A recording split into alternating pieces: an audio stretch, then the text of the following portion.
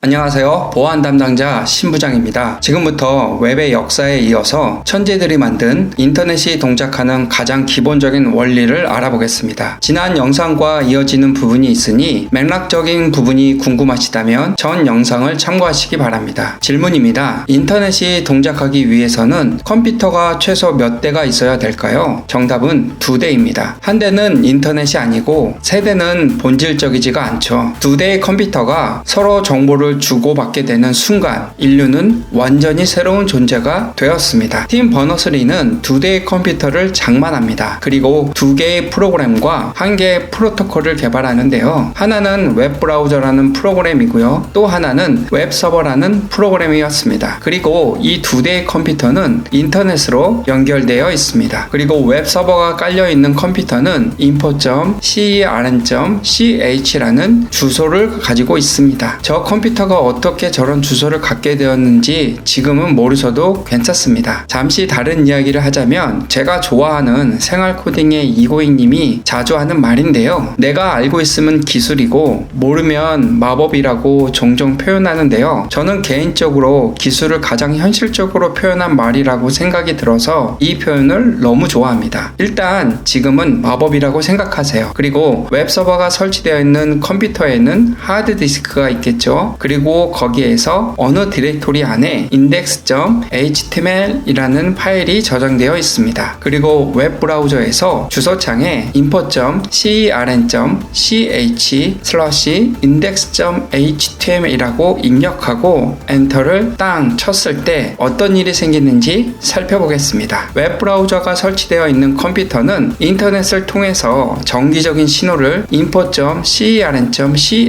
해당되는 컴퓨터에게 찌릿하고 보냅니다. 그리고 그 신호 안에는 나는 index.html 파일을 원합니다 라는 정보가 담겨 있습니다. 그걸 어떻게 담았는지는 마법입니다. 알면 기술, 모르면 마법이고요. 마법도 괜찮습니다. 일단 넘어가고 나중에 네트워크 교육을 한다면 이 마법을 기술로 바꿔드리겠습니다. 그러면 info.cern.ch에 해당되는 컴퓨터에 설치된 웹서버라는 프로그램이 하드디스크에서 index.html이라는 파일을 찾아서 그것을 웹브라우저가 설치되어 있는 컴퓨터에게 다시 쏴줍니다. 정기적 신호로 바꿔서 보내주죠. 그럼 그 정기적 신호 안엔 index.html이라는 파일 안에 저장되어 있는 코드가 담겨 있겠죠? 물론 지금은 마법입니다. 그러면 이 웹브라우저가 설치되어 있는 컴퓨터에 어떤 정보가 도착하나요? 그렇죠. index.html이라는 파일의 내용이 도착하는 거죠. 코드가 도착합니다. 그러면 그 코드를 웹브라우저가 읽어서 그것을 해석한 다음에 화면에 표시하면 우리가 알고 있는 웹사이트가 또 웹이 이렇게 동작하게 되는 것입니다. 이 관계를 잘 보시면 웹브라우저가 설치되어 있는 컴퓨터와 웹서버가 설치되어 있는 컴퓨터가 서로 정보를 주고받습니다. 그럼 이 중에서 웹브라우저가 깔려있는 컴퓨터는 정보를 요청하고 있나요? 응답하고 있나요? 요청하고 있습니다. 반대로 웹서버가 설치되어 있는 컴퓨터는 정보를 응답하나요? 요청하나요? 응답하고 있습니다. 인터넷을 만든 사람들은 이 2개의 컴퓨터가 서로 정보를 주고받을 때 각각의 컴퓨터의 역할에 따라서 어떻게 부를까를 고민했겠죠. 그리고 그 말을 최대한 쉬운 말로 쓰고 싶어 했을 겁니다. 그래서 깊은 고민에 빠졌는데 자본주의 사회에서 가장 자주 사용되는 관계가 무엇일까요? 부모 자식? 그건 자본주의하고 상관이 없습니다. 주종관계? 그건 봉건주의 시대의 얘기고요. 바로 고객과 사업자겠죠. 그래서 고객이 영어로 뭐냐? 클라이언트, 그리고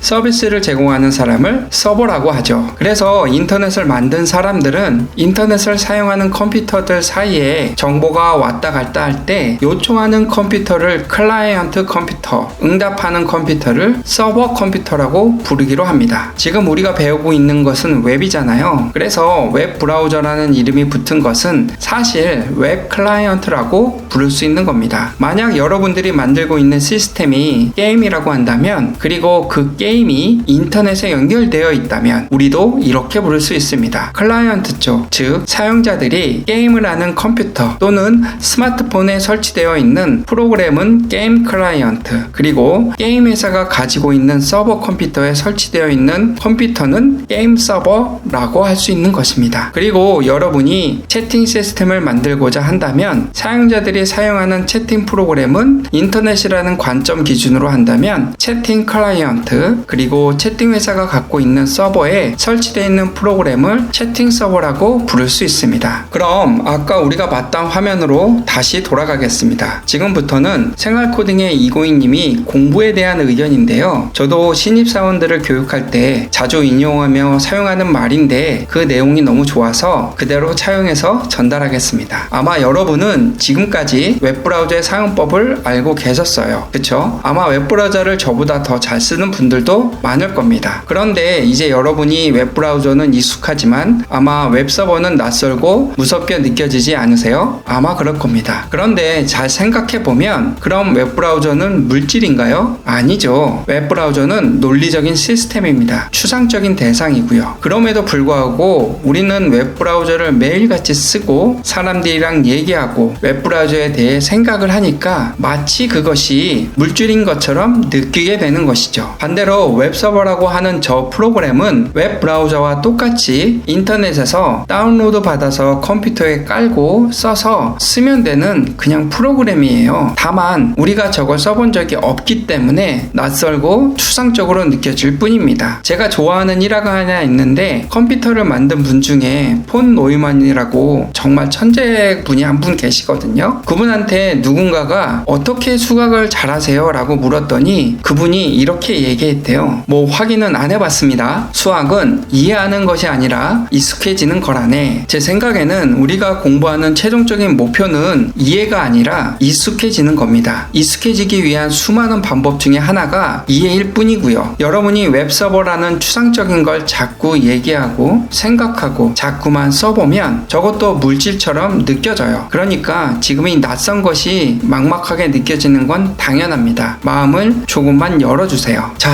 결론입니다. 오늘은 천재들이 만든 인터넷에 동작하는 가장 기본적인 원리, 즉 웹의 구조인 클라이언트와 서버의 구조에 대해서 배워봤는데요. 보안 담당자로서 이게 웹 모의 해킹을 진행하는 데 필요해? 라고 의문이 들 수 있습니다. 이것은 웹에서 매우 근본이 되고 뿌리가 되는 내용이니 반드시 이해할 필요가 있습니다. 만약 이해가 되지 않았다면 여러 번 반복해서 보시길 권장합니다. 다음 시간에는 이번 시간에 배우지 않은 웹 프로토콜 HTTP에 대해서 공부하겠습니다. 오늘은 보안 담당자로서 웹 모의 해킹을 진행하기 앞서 웹의 근간이 되는 클라이언트와 서버의 구조에 대해서 간략하게 공부했는데요. 영상을 시청해주신 분들에게 조금이나마 도움이 되었기를 바랍니다. 그리고 제 채널이 작아서 다시 찾아오기 힘드실 거예요. 구독하시면 보안 담당자로서 업무를 수행하는데 여러 도움을 받을 수 있을 겁니다. 그럼 다음 영상에서 뵙겠습니다. 감사합니다.